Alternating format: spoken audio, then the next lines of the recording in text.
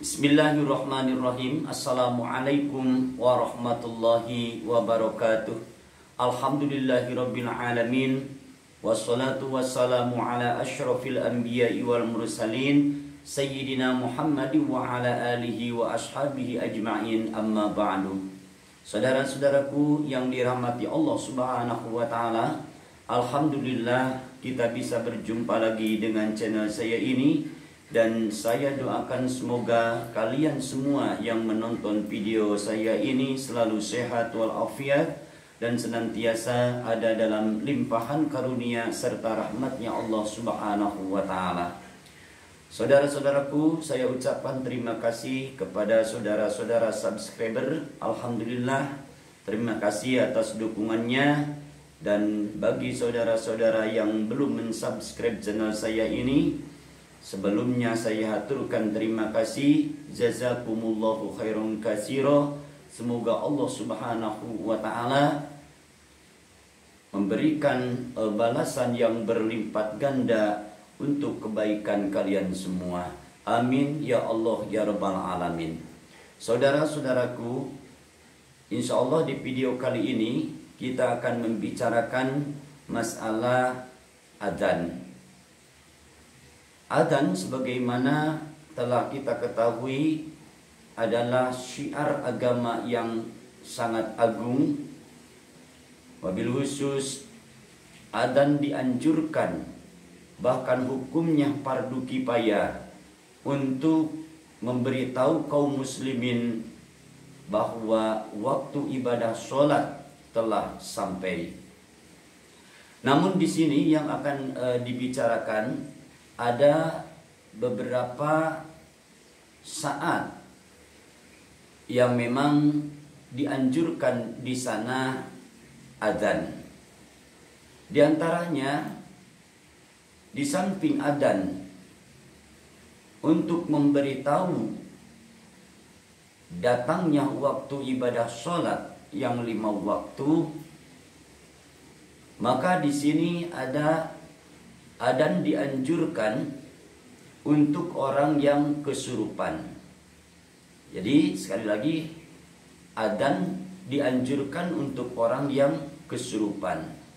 Sebagaimana dalam hadis riwayat An-Nasa'i dan Abu Ya'la, idza taqawwalat lakumul ghailan fanadaw bil adzan. Jika ada yang kerasukan jin, maka kumandangkanlah adzan. Itu diantaranya. Jadi apabila ada orang yang kesurupan, yang kerasukan jin, maka di sana dianjurkan untuk diadzanin.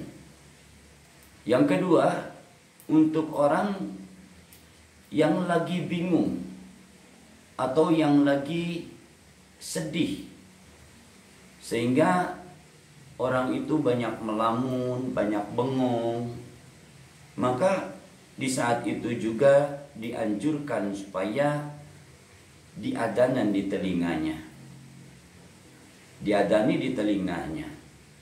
Sebagaimana dalam hadis yang diriwayatkan oleh Ad-Dailami, Rasulullah sallallahu alaihi wasallam beliau bersabda ketika Rasulullah sallallahu alaihi wasallam melihat Sayyidina Ali sedang dalam keadaan sedih, dan beliau bersabda kepada Sayyidina Ali, suruhlah sebagian keluargamu supaya adzan di telingamu, sebab itu merupakan obat bagi rasa sedihmu. Itu diantaranya. Lalu diantaranya yang ketiga, adzan dianjurkan, disunnahkan di telinga bayi yang baru lahir. Karena sesuai dalam hadis yang diriwayatkan oleh Ahmad dan Abu Dawud, bahwa Rasulullah Shallallahu Alaihi Wasallam mengadani Hasan bin Ali di telinganya. Saudara-saudaraku yang dirahmati Allah Subhanahu wa taala, lalu yang keempat, adzan dianjurkan ketika akan memasukkan jenazah ke liang lahat. Walaupun dalam masalah ini dijadikan ada perbedaan pendapat. Ada perbedaan pendapat di kalangan ulama madhab. Terutama kita bicarakan di ulama Syafi'iyah juga, di sini perbedaan pendapat. Ada yang melarangnya atau tidak menginstruksikannya untuk adzan ketika memasukkan mayit ke liang lahat, karena ulama-ulama ini menyatakan bahwa tidak ada dalil Quran ataupun hadis. Akan tetapi dari ulama Syafi'iyah ada juga yang membolehkan adzan ketika memasukkan mayit ke liang lahat. Di antaranya mereka mengatakan dalilnya kias. Jadi dikiaskan kepada waktu dilahirkan. Jadi dalilnya dikiaskan kepada waktu dilahirkan. Begitu bayi keluar dari alam lahir, dari alam rahim menuju atau masuk ke alam dunia, di situ kan Rasul juga mengadani Sayyidina Hasan.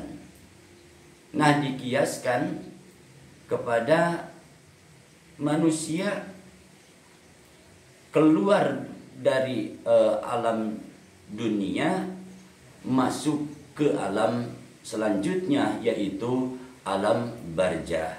Itu diantara ulama yang membolehkan mengadani jenazah ketika mau dimasukkan ke liang lahat. Selanjutnya, adzan dianjurkan untuk orang yang pingsan. Apabila ada orang yang pingsan, maka dianjurkan adzan di telinganya. Itu insya Allah akan segera orang yang pingsan akan segera siuman. Lalu selanjutnya, ketika ada orang yang marah-marah, jadi marah-marah terus, maka itu dianjurkan diadani orang yang suka marah-marah terus. Itu diantaranya. Yang selanjutnya, dianjurkan juga adzan ketika terdesak dalam suatu peperangan. Lalu keadaan terdesak, maka di situ dianjurkan untuk adzan. Lalu yang selanjutnya, apabila terjadi kebakaran, itu juga dianjurkan untuk adzan.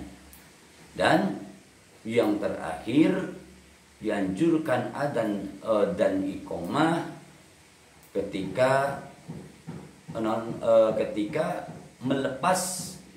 melepas kepergian orang-orang yang diantaranya mau melaksanakan ibadah haji atau melaksanakan ibadah umroh khususnya, dan umumnya orang-orang yang akan bepergian jauh serta bepergiannya untuk sesuatu yang diperbolehkan, bukan untuk perjalanan maksiat, itu disunnahkan diadani dan dibacakan iqamah.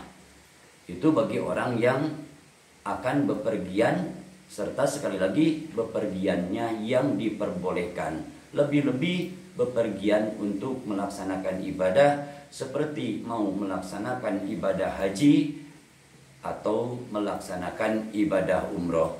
Itu sunnah diadani, di belakangnya diadani, jadi posisinya di depan orang yang akan berangkat melaksanakan ibadah haji atau umroh atau mau bepergian yang tujuannya baik-baik, maka itu di belakangnya disunnahkan diadani dan dibacakan iqomah.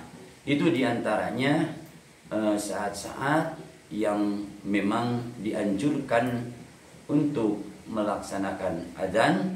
Ada yang cuman dianjurkan adzan saja, dan ada juga yang dianjurkan adzan serta iqomah.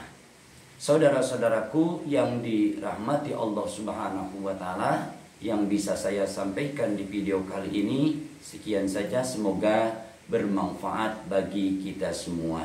Hadanallah wa iyyakum ajmain. Wassalamualaikum warahmatullahi wabarakatuh.